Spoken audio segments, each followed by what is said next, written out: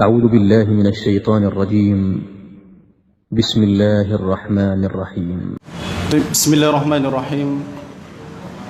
السلام عليكم ورحمة الله وبركاته.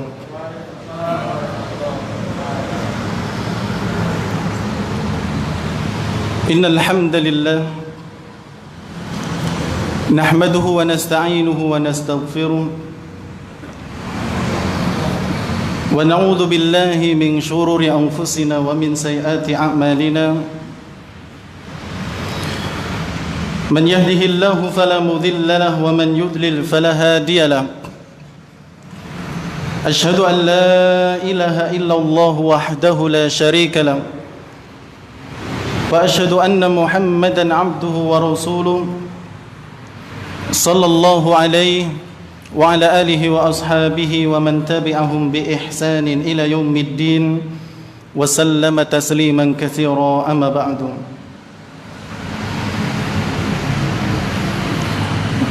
jamaah kaum muslimin wal muslimat rahimani wa rahimakumullah, ikhwani fillah wa akhwati fid din, a'azzani Allah wa iyyakum.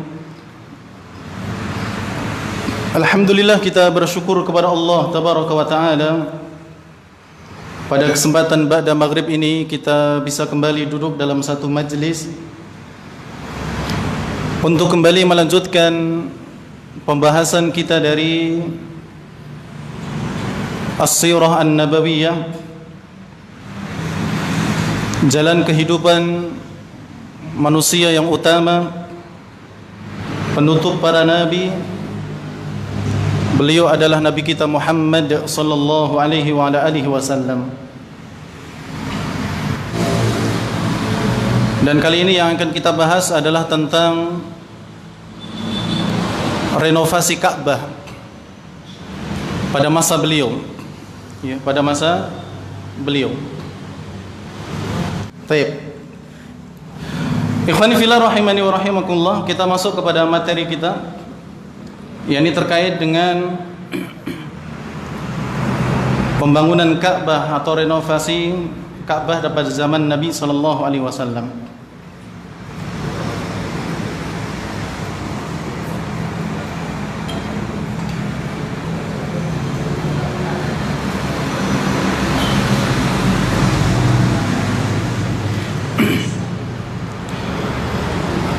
Jamaah yang dirahmati oleh Allah Subhanahu wa taala, pada zaman jahiliyah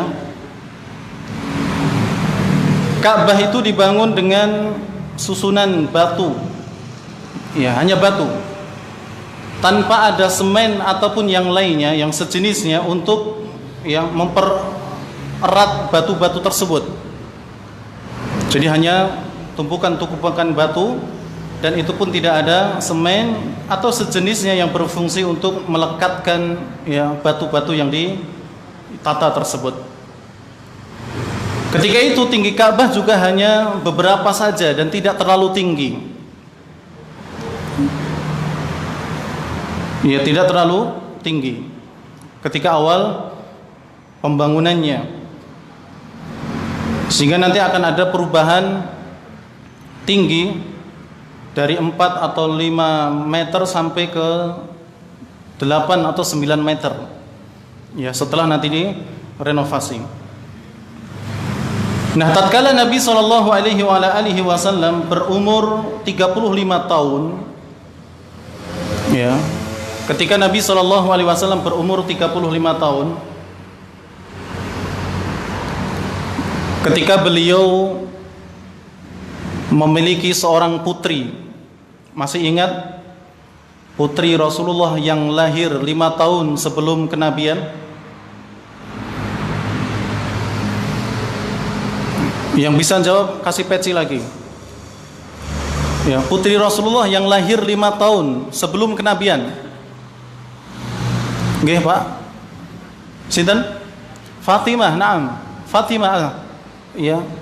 Beliau lahir 5 tahun sebelum kenabian, ketika Rasulullah berumur 35 tahun. Ya, karena umur 40 beliau mendapatkan wahyu. Monggo Pak jenengan maju.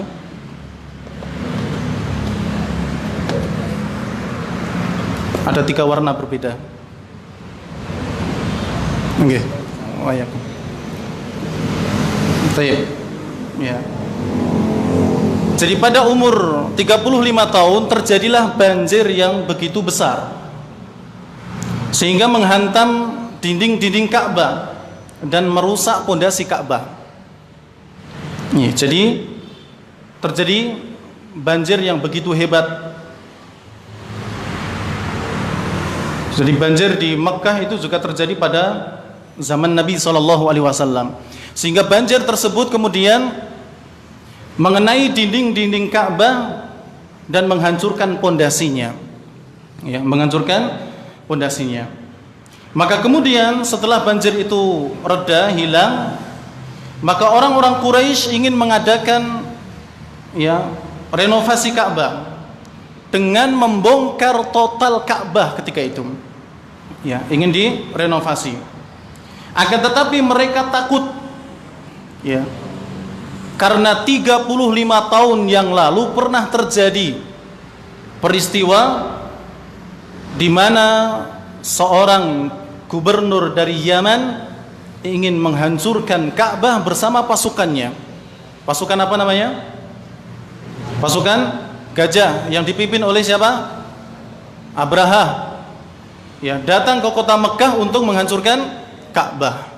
Tapi kemudian Allah Subhanahu wa taala mengirimkan burung-burung untuk menghancurkan pasukan tersebut. Wa arsala alaihim tayran ababil. Ya, Allah utus ya burung-burung untuk membawa batu-batu kerikil yang terbuat dari api neraka. Tarmihim bihijaratin min sijil. Ya, dari sijil dilemparkan kepada mereka. Maka orang-orang Quraisy ketika itu takut. Jangan-jangan kalau kita kemudian rubah total pula, maka akan terjadi semisal dengan pasukan gajah 35 tahun yang lalu. Ya, maka mereka tidak ada yang berani. Namun di antara mereka ada seseorang yang bernama Al-Walid ibnul Mughirah. Ya. Al-Walid ibnul Mughirah, seseorang yang mulia dari keluarga mulia dari Bani Makhzum. Ya, Al-Walid ibnul Mughirah. Dia memiliki seorang ayah bernama Mughirah bin Abdullah bin Amr Al-Makhzumi Al-Qurashi,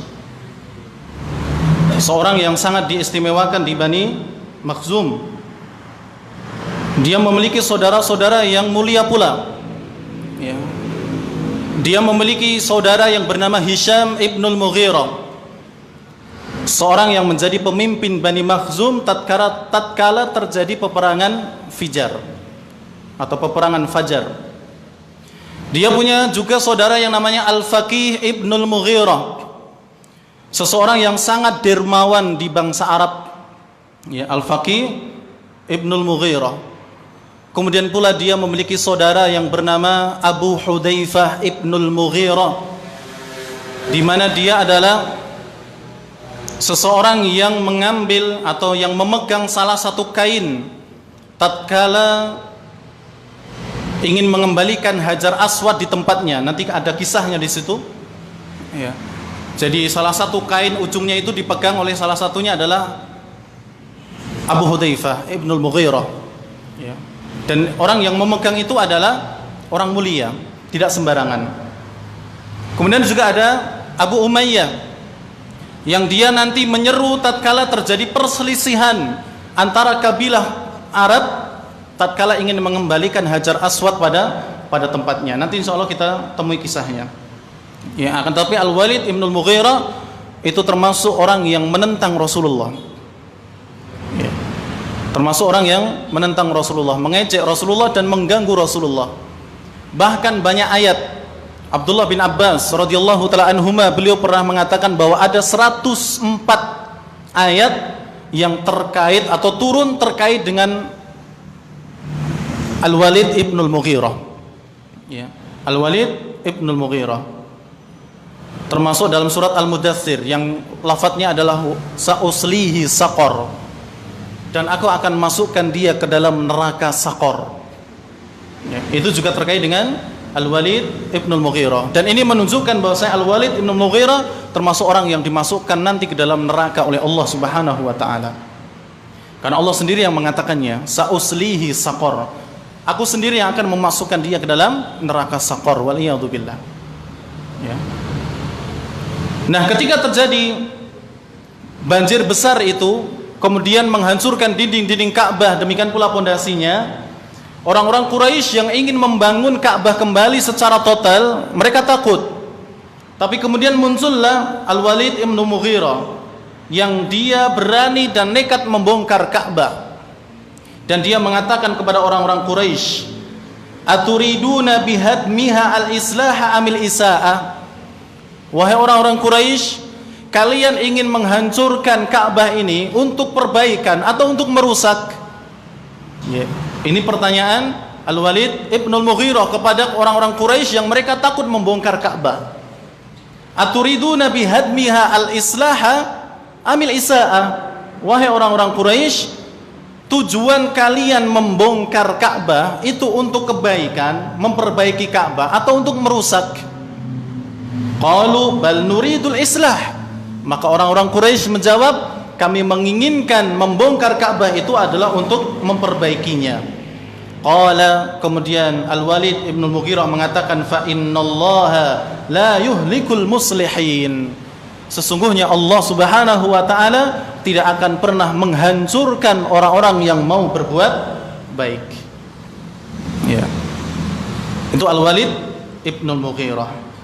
Akan tetapi dengan seruan itu pun belum menjadikan orang-orang Quraisy mengikuti jejaknya Al-Walid Ibnul Mughirah.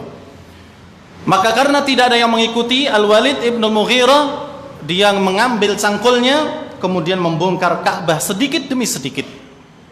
Ya, dewe, sendirian, karena sudah dikatakan demikian tidak ada yang mau membantu.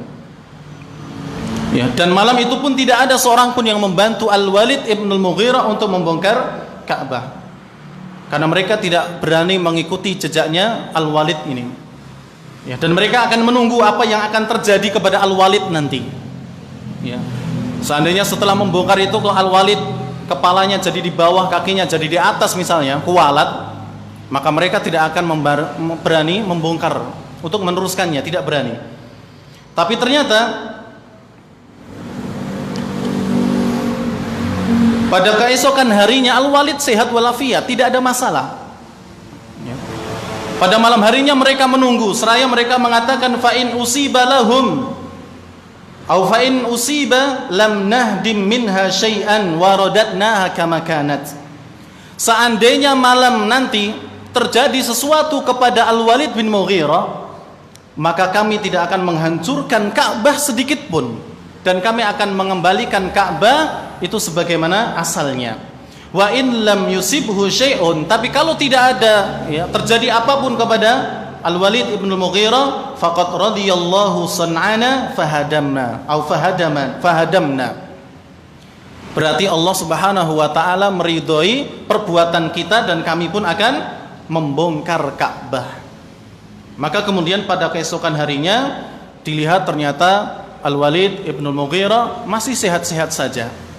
Giginya tidak ada yang rontok, rambutnya juga tidak ada yang kebakar misalnya, tangannya juga tidak ada yang patah gara-gara membongkar Ka'bah. Maka kemudian mereka pun mengikuti dan membantu Al-Walid Ibnul Mughirah untuk membongkar Ka'bah seluruhnya hingga pondasi yang dibangun oleh Nabi kita Ibrahim alaihissalam. Jamaah yang dirahmati oleh Allah Subhanahu wa taala, kemudian mereka mulai membangun Ka'bah. Jadi setelah dibongkar semuanya sampai ke pondasinya Ibrahim alaihissalam, maka dibangunlah Ka'bah. Dan mereka semuanya mengganti seluruh batu ketika itu dengan batu yang baru. Ya, jadi yang bekas sudah tidak dipakai, kemudian diganti dengan batu yang baru, kecuali batu aswad atau hajar aswad. Itu yang tidak diganti, yang lainnya diganti. Maka tatkala mereka sedang membangun Ka'bah, ya, tatkala pembangunan Ka'bah itu dimulai, maka salah seorang di antara mereka berkata dan mengingatkan orang-orang yang membangun Ka'bah, "Ya ma'syara Quraisyin, wahai orang-orang Quraisy, La tudkhilu fi bina'iha min kasbikum illa thayyiba. Masya Allah. Ya, kata orang ini, wahai orang-orang Quraisy, janganlah kalian memasukkan harta-harta kalian tatkala membangun Ka'bah kecuali dari harta yang baik. Ini orang-orang jahiliyah. Mereka tahu keagungan daripada Ka'bah. Maka tatkala mereka ingin membangun, maka mereka diingatkan supaya tidak menggunakan harta-harta mereka yang haram untuk membangun Ka'bah. Tapi hendaknya harta-harta yang baik dari hasil usaha mereka sendiri. La yadkhulu fiha mahru bighayyin. Ya, janganlah memasukkan di dalamnya harta hasil dari zina, wala bai'ur riba, demikian pula hasil jual beli riba, wala mudlimatu ahadin minan nas, demikian pula hasil dari mendolimi seseorang. Bayangkan, ini orang-orang Quraisy jahiliyah. Mereka tahu bahwasanya hasil zina itu haram, riba itu haram, mendolimi seseorang itu juga haram. Maka mereka tidak mau menggunakan harta mereka untuk apa? Membangun Ka'bah. Jadi mereka membangun Ka'bah itu dengan hasil usaha mereka dan bukan dari harta yang haram. Walaupun ketika itu mereka adalah orang-orang jahiliyah yang mereka sudah biasa bergelimang dengan perzinahan, waliyadzubillah, dengan riba, itu sudah biasa bagi mereka. Demikian pula hasil dari sebab menzalimi orang lain, merampok, ya, mencuri, itu sudah kebiasaan mereka. Tapi tatkala membangun Ka'bah, mereka tidak mau menggunakan harta itu untuk membangunnya. Tapi dicarilah harta-harta yang baik. Kemudian jemaah yang dirahmati oleh Allah Subhanahu wa taala, di dalam hadis yang sahih yang diriwayatkan oleh Imam Bukhari rahimahullahu taala, bahwasanya ketika terjadi perbaikan Ka'bah tersebut, Rasulullah ikut membangunnya, ya, ikut membantu memperbaiki Ka'bah dan ditemani oleh Al-Abbas bin Abdul Muttalib, pamannya, ya, ikut membantu. Jabir bin Abdullah radhiyallahu taala anhu, beliau berkata, lamma bunyatil Ka'bah, tatkala Ka'bah itu dibangun, dhahaban Nabi sallallahu alaihi wasallam wa Abbasun yankulanil hijarah. Maka Nabi sallallahu alaihi wasallam datang untuk membantu, demikian pula ada Abbas, ya, Al-Abbas bin Abdul Muttalib. Jadi Al-Abbas dengan Rasulullah ikut membantu memperbaiki Ka'bah ketika itu. Yankulani al-hijarah, keduanya membantu memikul batu. Faqala Al-Abbas lin Nabi sallallahu alaihi wasallam, kemudian Abbas berkata kepada Nabi sallallahu alaihi wasallam, ij'al izaraka ala rukbatik fa kharra ila al-ard wa tamahat aynahu ila as-sama. Kemudian Al-Abbas memberikan saran kepada Rasulullah supaya sarungnya itu dijadikan sebagai atau ditaruh di atas pundaknya, ya, pundak sini, ya, di atas pundaknya, supaya ketika mengangkat batu itu apa? Enak, tidak sakit, ya. Tapi sebelum melakukan itu ternyata Rasulullah kemudian jatuh ke tanah, ya, jatuh. Kemudian beliau melihat ke atas langit, kemudian beliau mengatakan, arini izari, kencangkan sarungku, kencangkan sarungku. Fasyaddahu alaihi, kemudian Al-Abbas mengencangkan sarungnya Rasulullah. Para ulama menyebutkan bahwa di antara hikmah kenapa Nabi SAW ketika itu jatuh dan tidak jadi menjadikan sarungnya itu ditaruh di pundaknya untuk, ya, mengangkat batu supaya enak, nggak sakit, ya. Hikmahnya adalah supaya aurat Rasulullah SAW tidak tersingkap ketika itu. Dan ini bentuk penjagaan Allah terhadap nabinya, ya, karena ketika cuma pakai sarung, kemudian sarungnya diambil, ya, sedangkan di dalamnya nggak pakai apa-apa, kira-kira apa yang kelihatan? Ya itu yang kelihatan, ya, tahu sendiri.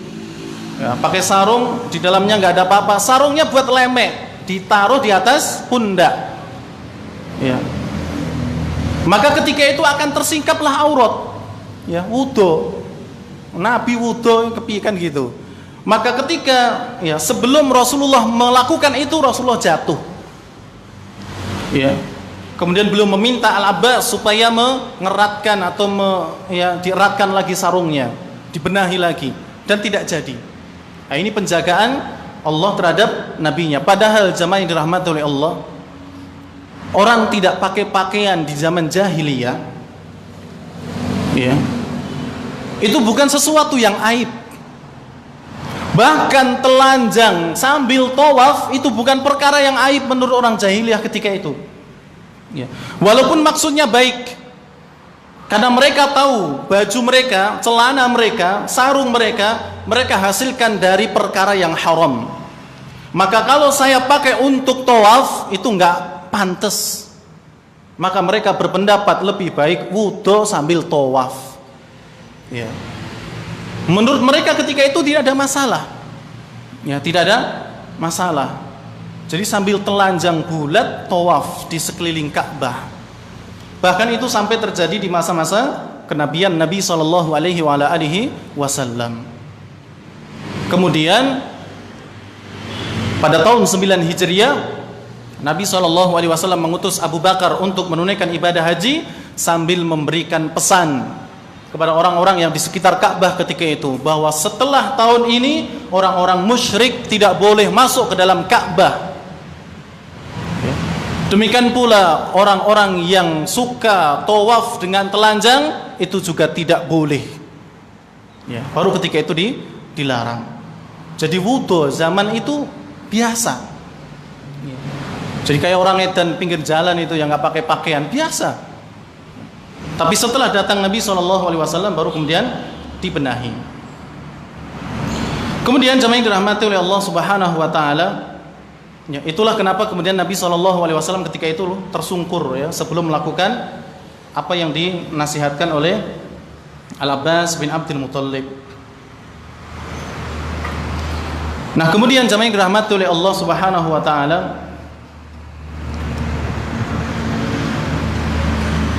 seluruh kabilah Quraisy ketika itu mereka semuanya ikut membangun Ka'bah. Mereka ikut mengumpulkan batu-batu untuk membangun Ka'bah. Bahkan masing-masing kabilah bertugas untuk membangun Ka'bah pada posisi tertentu. Hingga ketika seluruhnya sudah selesai, seluruhnya sudah rampung, maka tinggal Hajar Aswad yang belum. Tinggal Hajar Aswad yang belum. Bahkan disinilah terjadi perselisihan di kalangan kabilah-kabilah Arab ketika itu. Karena mereka mengatakan kamilah yang pantas untuk mengembalikan Hajar Aswad di tempatnya. Kabilah yang lain mengatakan kami yang pantas. Kabilah yang lain mengatakan kami yang pantas. Mereka saling rebutan, bahkan mereka saling bermusyawarah untuk siap perang. Perang, siapa yang menang, mereka yang pantas meletakkan Hajar Aswad kembali ke tempatnya. Bayangkan, gara-gara batu mereka bisa perang. Dulu pernah kita singgung tentang peperangan-peperangan di zaman jahiliyah. Gara-gara perkara sepele, menjadi perang bertahun-tahun dan menumpahkan darah yang begitu banyak. Ini gara-gara batu. Mereka sampai ingin berperang. Dan perselisihan ini terjadi sampai 4 ataupun 5 hari ketika itu. Maka pada akhirnya kemudian saudaranya Al-Walid ibn Al-Mughirah yang bernama Abu Umayyah, Abu Umayyah ibn Al-Mughirah, beliau memberikan satu ide. Abu Umayyah ini adalah seseorang yang dianggap bijaksana di kalangan Quraisy. Ahli hikmahnya orang Quraisy. Maka ketika terjadi perselisihan tersebut, Abu Umayyah ibn Al-Mughirah beliau memberikan ide. Seraya mengatakan, ya ma'syara Quraisy, wahai orang-orang Quraisy, ij'alu bainakum fima takhtalifuna fihi awwala man yadkhulu min babi hadhil masjid. Bagaimana kalau kalian menjadikan seseorang yang memberikan keputusan kepada kalian itu orang yang pertama kali masuk dari pintu masjid ini. Ya, pintu masjid itu Masjidil Haram. Jadi siapa besok pagi yang datang duluan di pintu masjid ini, dia yang akan memberikan keputusannya. Yaqdi bainakum fi, dan dia yang akan memberikan keputusan kepada kalian. Maka kemudian jamaah yang dirahmati oleh Allah, faja'an nabiyyu alaihi salatu wassalam. Maka pertama kali yang datang ke masjid itu adalah Rasulullah. Ya. Jadi Allah mentakdirkan beliau yang datang pertama kali di sana. Kemudian ketika seluruh kabilah Quraisy melihat bahwa yang pertama kali datang di masjid tersebut adalah Rasulullah, maka mereka mengatakan atakumul amin, atakumul amin. Telah datang kepada kalian al-amin, orang yang terpercaya. Orang yang terpercaya, Al-Amin. Jadi Rasulullah sudah dari dulu dijuluki dengan Al-Amin. Sebelum beliau menjadi Nabi sudah dijuluki demikian. Maka mereka ridho, ya, bahwa nanti yang akan memberikan keputusan adalah Nabi SAW, karena beliau adalah orang yang amin. Fawadha'ahu fi saubin. Kemudian Nabi SAW meletakkan Hajar Aswad di atas kain. Ya, kain yang ada 4 sisinya itu tadi. Maka setiap kabilah pemimpinnya disuruh memegang pojok-pojoknya. Termasuk tadi saudaranya Al-Walid Ibnul Mughirah yang bernama siapa? Abu Hudzaifah. Ya. Beliau adalah salah satu yang memegang dari 4 pojok itu. Kemudian yang lainnya memegang di tempat yang lainnya. Kemudian diangkat. Ya, kemudian diangkat. Fawadha'ahu huwa sallallahu alaihi wasallam. Kemudian ketika sampai di dekatnya tempat Hajar Aswad, kemudian Rasulullah yang mengambil Hajar Aswad kemudian ditaruh di tempatnya. Ya. Dan semua dengan, ya, semua orang ketika itu dengan perkara tersebut mereka ridho. Ya, mereka ridho. Mereka senang dengan keputusan Nabi kita Muhammad sallallahu alaihi wasallam. Jadi semuanya lega. Yang tadinya mau berperang gara-gara Hajar Aswad itu, tapi setelah Rasulullah datang, ya, memiliki ide seperti itu, ditaruh di satu kain, kemudian setiap ujung itu dipegang oleh pemimpin-pemimpin kabilah, kemudian, ya, sisi yang lainnya dipegang oleh, ya, masyarakatnya yang lain, kemudian ditaruh di dekat Hajar Aswad tempatnya, kemudian diambil sama Rasulullah, kemudian ditaruh di tempat Hajar Aswad. Ya, dan semuanya ridho dengan perbuatan Nabi kita Muhammad sallallahu alaihi wasallam. Kemudian jamaah yang dirahmati oleh Allah Subhanahu wa taala, ada beberapa faedah yang dapat kita ambil dari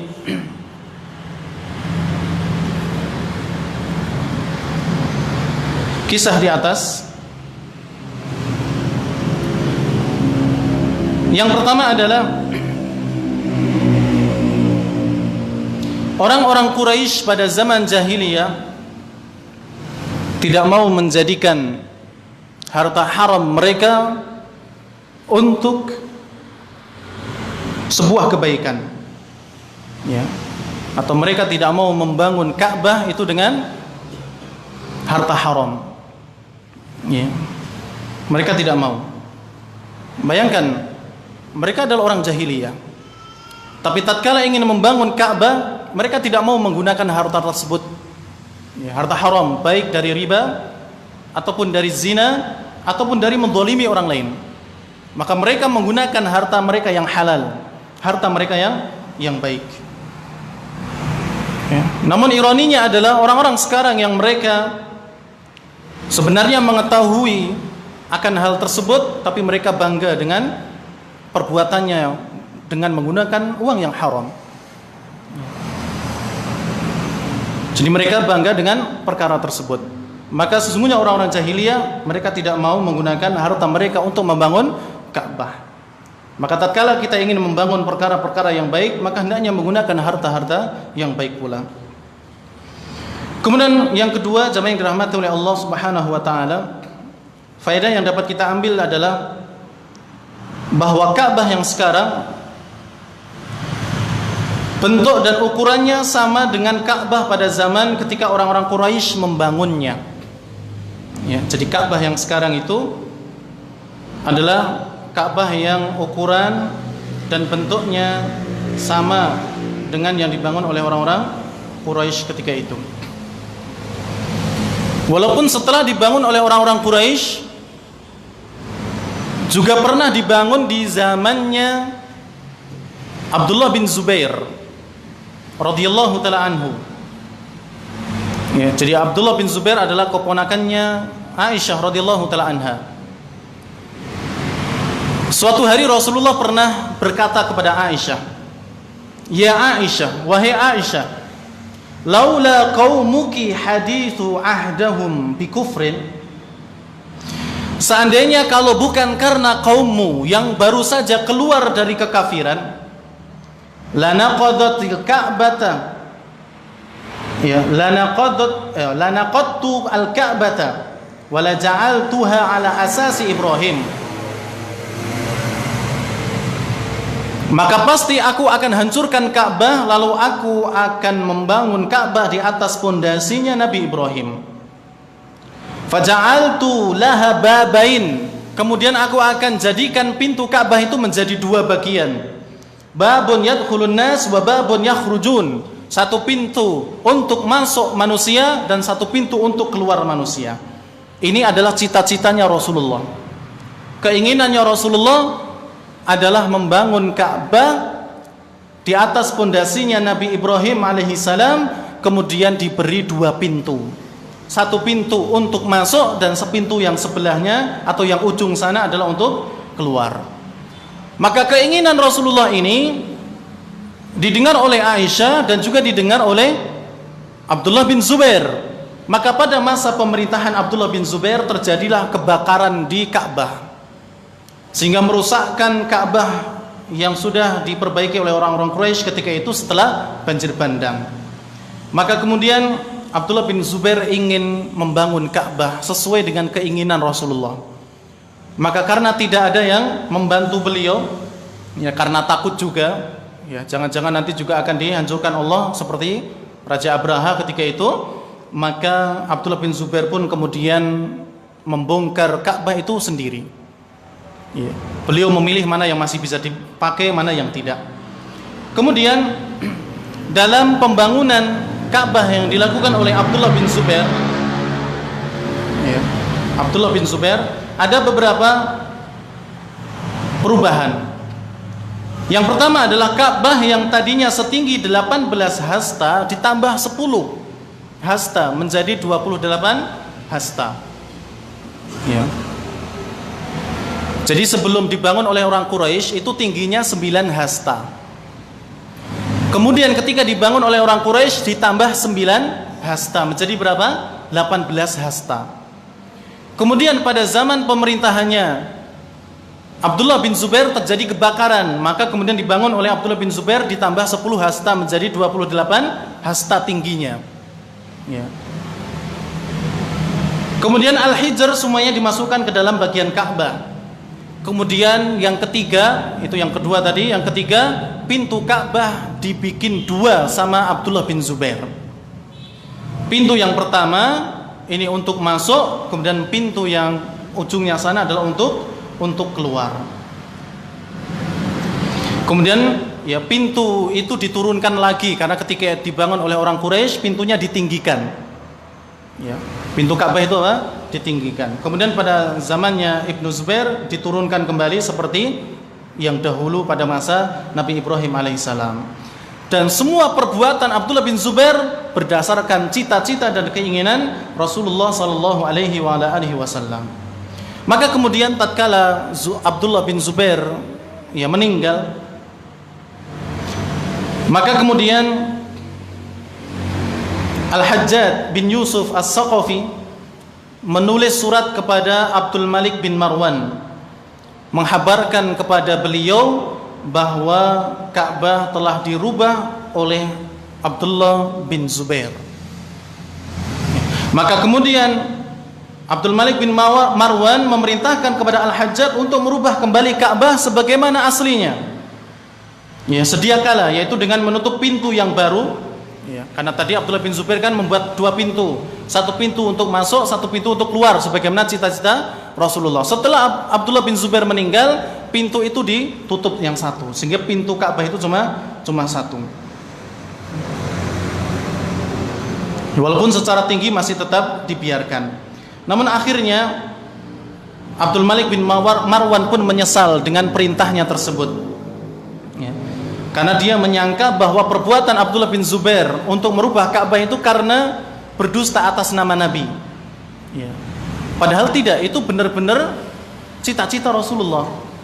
Tapi karena Abdul Malik bin Marwan menyangka bahwa itu adalah ya atas bohong atas nama Nabi, maka kemudian beliau memerintahkan Hajjaj untuk membongkar kembali Ka'bah dan dikembalikan kepada bentuk aslinya, ya. Tapi beliau menyesal, kemudian mengatakan, "Lau kuntu sami'tuhu qabla an ahdamahu la taraktuhu ala bina'i ibni Zubair."